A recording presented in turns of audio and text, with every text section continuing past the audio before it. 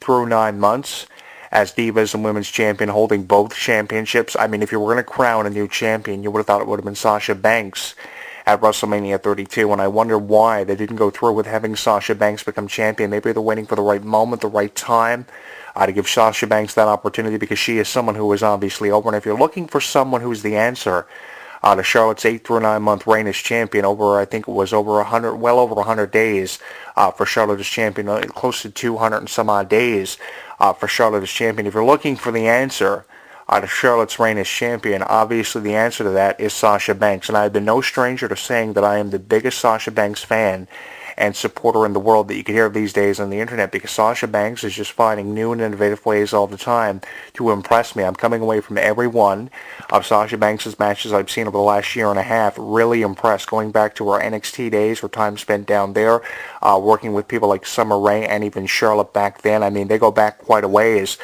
so it would make perfect sense to see Sasha Banks and Charlotte from a one-on-one perspective feuding for that championship. And it's beyond me why we haven't seen it yet in the WWE ring. Maybe because they feel that they've kind of reiterated the same kind of thing with Sasha Banks and Charlotte for WrestleMania this year, going back through their history, and probably they feel wrestling fans have seen enough of Sasha Banks and Charlotte when it comes to these two, and they'd rather see something like Charlotte and Natalya for the championship, because we've never seen it before. And of course it all coincides in the minds of creative with this new era we've come into, the debut of all this new talent, and it coincides with seeing different things happening in professional wrestling. But I want to know how many of you are just as irritated as what I am over how Ric Flair is always coming out to ringside with Charlotte, how he's always getting involved in her matches. I don't think he needs to be getting involved as much as what he is. I don't think he needs to be constantly professing and shoving in our faces how good Charlotte is. Let's take Ric Flair away from Charlotte. Let's take all the things that remind us of Ric Flair away from Charlotte, and let's see how literally good she is. That will prove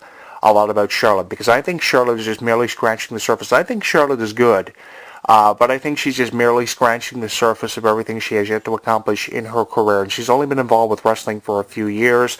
Obviously, her family's reputation is something that has high expectations for her to have to live up to. She's got to be feeling the pressure, and obviously that's why we're seeing a lot of things reiterated about Ric Flair's character when it comes to Charlotte. But again, you know, I'd have more of an appreciation for Charlotte if Charlotte would just get away from overkilling her father's gimmick, because her father's gimmick is one way of looking at her family's reputation. God knows she surpassed the expectations of her brother David, who did nothing in World Championship Wrestling. So out of the two, David and Charlotte, Charlotte definitely has surpassed everything that David Flair did, and obviously she's making up for lost time with David Flair, who never really amounted to anything in World Championship Wrestling or even the WWE.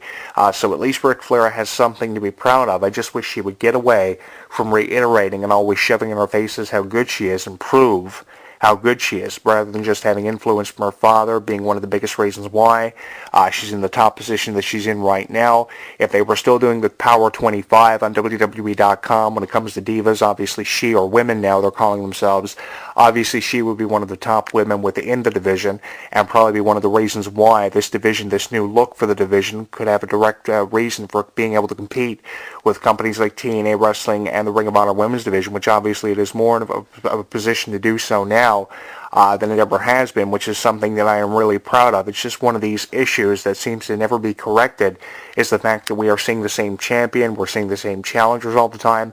We saw it with Nikki Bella, we saw it with champions of the past that go way, way back to people like Eve Torres and Kelly holding the championship when, of course, the Diva era was in full force in WWE. I mean, we've seen the same kind of thing constantly reiterated, and it doesn't need to be happening. We need different champions, and we need different challengers, and we need to see it happening more consistently than what we are, because consistency in the way of WWE is really ridiculous, because we see the same thing often reiterated way too many times, and I hate that about how creative will just not go out on a limb and do something different from what we've seen, because we are expecting to see something that we've seen before all the time. Why not catch us off guard and give us something different in the way of Charlotte versus Sasha Banks? Yeah, we saw it on NXT, but we have yet to see it in a WWE ring, rather than seeing the same challengers and champions all the time, with the champion obviously retaining, and it doesn't look like it's going to be changing anytime soon, unless WWE creative have enough confidence in someone like a Sasha Banks. I said a couple of months ago that you had to bank on Sasha Banks in her future, because I think that Sasha Banks is someone who has a lot of promise, more so than someone like Charlotte does right now, because she's over, she's different, she may be calling herself the boss, and people may be looking at that as a stupid gimmick or stupid way of looking at it. But she's someone who's obviously over. We get that from the We Want Sasha chants. They're not chanting We Want Charlotte. If they were chanting We Want Charlotte, I would understand why she's the champion. But the reason why she's champion is because she does a really good job of getting on her nerves. If she wasn't getting on her nerves and cutting promos or doing what she does and the way she goes about presenting herself, then she wouldn't be champion. But she does her job very well, and that's the reason why she's in the position that she's in. If she wasn't doing her job very well, she wouldn't be champion and be winning all the time against whoever she faces. No matter who she faces, no matter what the circumstances are, she always finds a way to escape as champion, and she will keep pulling Seth Rollins in the way of always finding ways of escaping and remaining champion until it is overkilled enough and WWE feel they have more confidence in somebody else. I know the NXT Women's Champion is supposed to be coming to Raw and SmackDown in the next couple of weeks, and she is really impressive. She's someone who you got to keep your eye on. She's going to be awesome. Alexis Bliss is someone else who I'm a really big fan of. Of course, the female Rey Mysterio is what I've been calling her for weeks. She's got a lot of promise. She's someone you got to keep your eye on. So many incredible women of the NXT Women's Division. Bayley is another one. I can go on and on and on.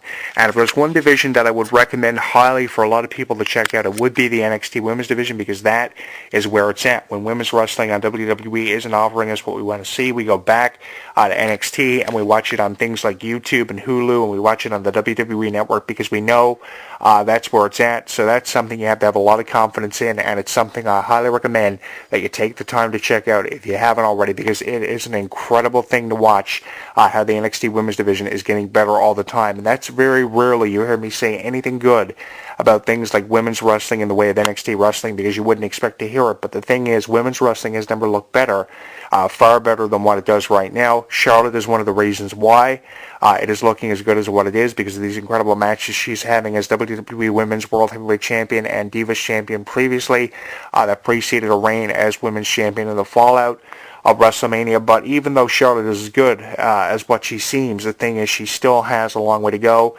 and a lot to prove. One of the biggest underlying issues is the fact that she is following in the footsteps way too much of her father, Ric Flair, and if she would get away from that, I think more wrestling fans would have a better appreciation of just who Charlotte is. Let's find out how good Charlotte is away from her father, because this is just so ridiculous how they're always reiterating just how good Charlotte is. But at the end of the day, you kind of got to wonder, has she really proven enough? Has she really proven to us as wrestling fans just how good she is? I don't think she has.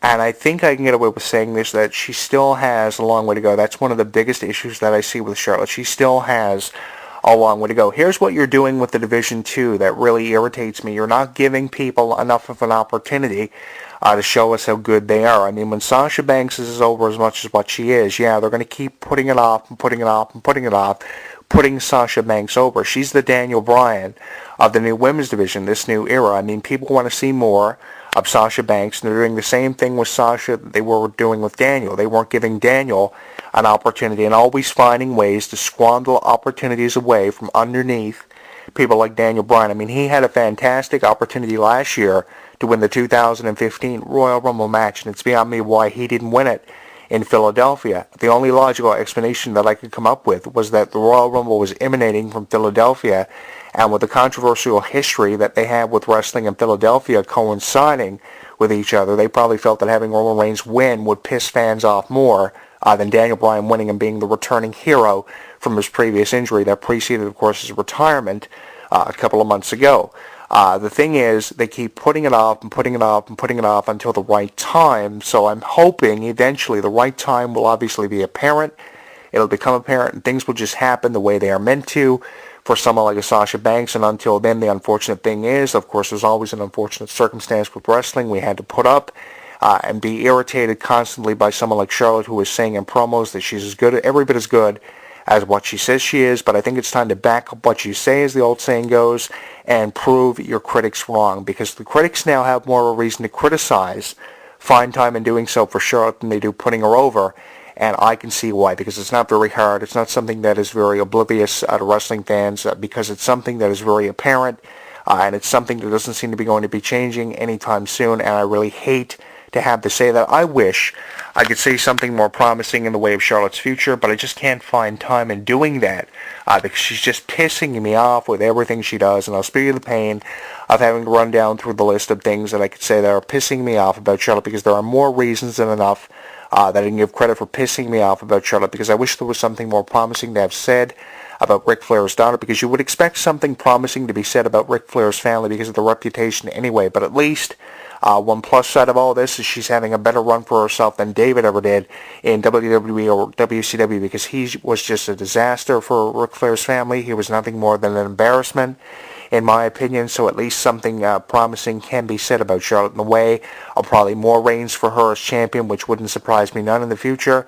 But it's going to take some time for her to have a second or third reign. For how long this reign has been, I think 8 to 9 months is sufficient enough. Of course, it was heartbreaking hearing about the retirement of someone like Nikki Bella, and obviously that was one of the biggest reasons why Charlotte's reign as champion was prolonged for as long as what it is. I think they're just waiting for the right time to give people like Sasha Banks, Becky Lynch, Alexa Bliss, Bayley opportunities to make their debuts and really break through in the division. But I mean, how much longer is this going to be put off? How much longer is Sasha Banks going to be the Daniel Bryan of the women's division? I really don't know. That's going to be up to WWE Creative, and it's going to be up to how much confidence they have. That's what it's going to come down to for someone like a Sasha Banks, who is just being overshadowed way too much by Charlotte, who I think is just being overkilled way too much, and they just have way too much confidence. Confidence overflow seems to be what's happening for someone like Charlotte, and it doesn't need to be happening. It's uncalled for, and just the way they're going about things